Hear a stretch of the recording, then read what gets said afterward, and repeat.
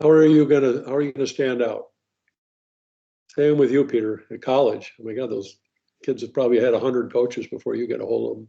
Yeah, no, for sure. And for me, I mean, I think you create one of the most important aspects of trust, creating trust is consistency.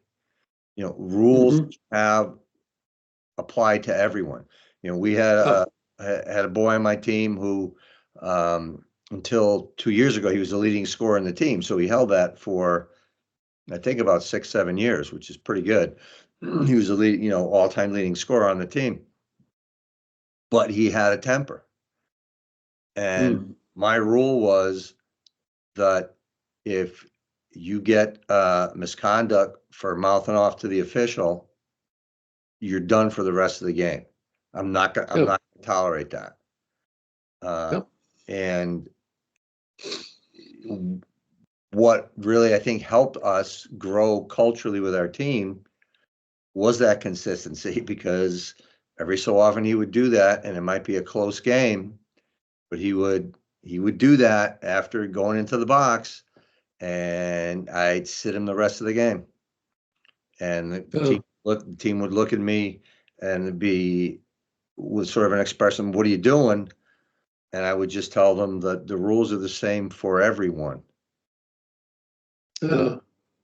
And if you can become consistent with what you're doing, trust will come from that, because they know that what you said goes, and that you explain it from the standpoint of, I'm trying to make everyone here better, right? And there's ways I can maybe make you better by teaching you, hey, you know what? Your feet should be like this when you're making a move, or you're approaching a pass, or I can make you better by teaching you the importance of keeping a cool head and being accountable. And I think once you teach that lesson and you gain that trust, I think respect naturally comes from that, because they Yeah. know that this individual will do what they say, and they will treat us all the same in terms of the accountability piece on the ice. So I think they go hand in hand in that way. I just want to mention on the male side, I've witnessed exactly what you've said, Peter. Uh, Midget AAA hockey in a quadrant of our city here, watching the team play, sitting with one of the dads who I coached the right way, like consistently, behaviorally, growing up.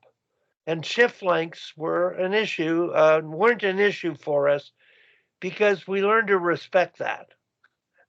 And behavior, disrespect on the ice towards an official, in other disrespectful things, a reaction penalty, trying to get even, they need to learn discipline. And I watched this team, which was very talented, and the top line would stay out too long, take bad penalties, and they would not be addressed. And they didn't succeed.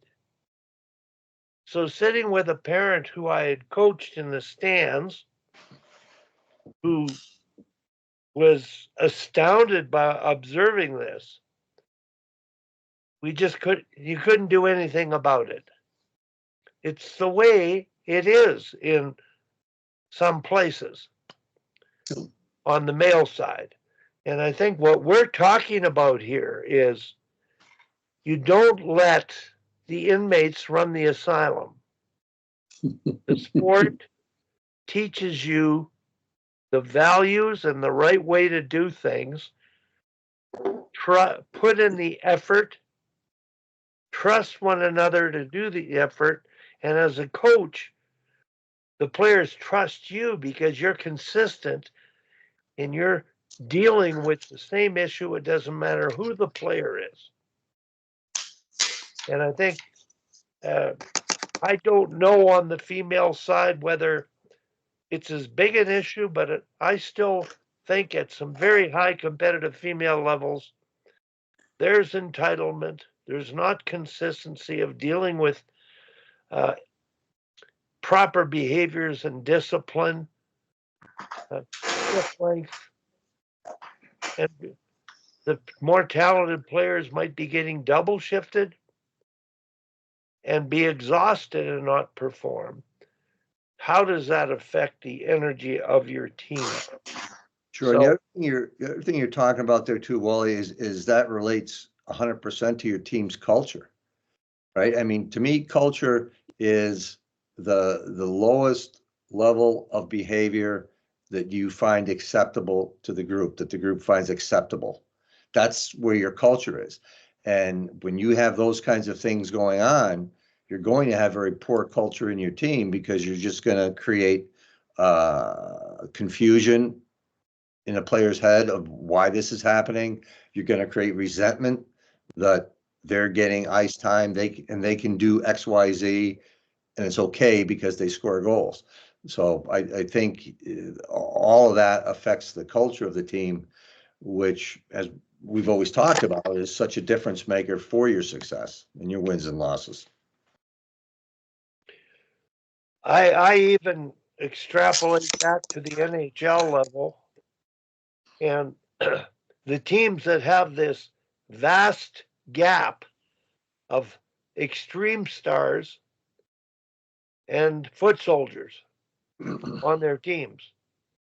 And I think Toronto and Edmonton would be the best two examples. And having the culture, being able to create a culture, a team culture with trust and respect, looking at effort and the ability of the coach to reward or deal with issues. Reward what they're doing well by even pointing it out, and make sure you deal with things consistently that need to be dealt with. And I think that's where the wishy-washy nature of coaching and leadership is. If you don't walk the talk, don't expect performance results. No, 100%, and I think too, one of the things that my own little mantra is, there's no such thing in life as a problem, because a problem comes from a situation that you didn't deal with. And if there is a problem, it came from that situation that you either chose not to deal with, or whatever reason was not dealt with. That's where problems come from, because if you deal with situations, they rarely become an actual problem. We had that last year with a couple of our boys. Apparently we're bullying some of the younger kids, and these boys are actually brothers. And when I heard about it, we dealt with it. Like in the past, 2 years ago, when I had a problem with a couple of kids, the association wanted to deal with it, and they didn't. And it was 2 months of a problem until I finally dealt with it the last week with the problem kid, and it actually, I think, helped us be more successful in the playoffs. But these two kids, I got them with their dad and sat them down, and I said, this has to stop right now. He says, you're 13 years old. I mean, what gives you the right to bully kids on this team? None of you accomplished anything in your life yet of significance. And they looked at me, and I said, and I got a call from school today and telling me you were doing this at lunch. I said, that's unacceptable. You can't play on my team if you don't fix this right now. I think it's great, Hal. I think it's great, and it really sounds like the 1970s in a good way. That school actually called you. Yeah. Because that there's so much of that going on that I see high school educators that I know, that there's no way that would ever happen. Oh, wow. So I think that's great. I think that that's great that you have that kind of relationship with the school. And they knew that that school knew that that was something these kids were involved in. And that this is an individual I should let know about that. That's great. So it's worked out great. Actually, they straightened right out, and they were, it's a complicated situation, but one of them was one of our better players, but again, this is a low skilled group, and I've now convinced them I've, provided them with some opportunities in the off season to lean in and improve their skills, especially their skating skills. One's a little reluctant still, but the other one's all in, and they're twins, and so they're never both going to go the same direction. Sure. At the same time, right? But their parents are all in, which is really good. And they're not going to force them to do anything, but they'll certainly support them, and they'll support me in my working with these kids. In theory, I might only have one of them on my team this next year, and the other one will be on the lower team. I don't think that'll happen, but who knows? Who knows what happens in September when we start, picking teams? And they're prepared the parents are prepared for that. So, which is nice. So, Wally, when you were on your phone, we were remarking that you shouldn't be talking on your phone. Your phone should go in the basket when we're here in the locker room. Well, I have to tell you, it's a personal story. I'm going to a celebration of life in my hometown tomorrow. Yeah. It's a 7-hour drive. Oh, geez. I didn't want to inconvenience people about where I was staying because, and the gentleman that phoned was going to have me stay at his daughter's. And I said, I've already got a place arranged with my brother who's meeting me coming from Winnipeg. Okay. So I really had to attend to the call. No, that's okay. And We're just teasing you. So, I got to run, guys. This was fun. I always. So listen, before you run, Yep. I've got 2 people that are going to come on, and we're going to continue the leadership discussion.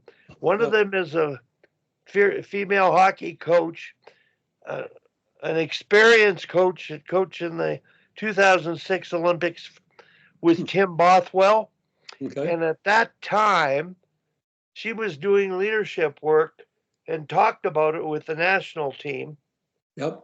And she's also doing it now with the Brock University team.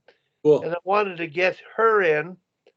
And Craig Parrott, who is younger than us, but experienced, is now coming into Girls Hockey Calgary. Okay. And the book that you've shared, he's used, but literally given it to the leaders to use as they see fit. Yeah. And some of the leaders that have bought the book for themselves, they're taking it into their lives. Yeah, that's great. And using it. So that'll be set up down the road. Craig, it's John Castrilla. I gotta run too. Okay. See you later. Have a great weekend. Talk to you later. Bye-bye. See you, boys.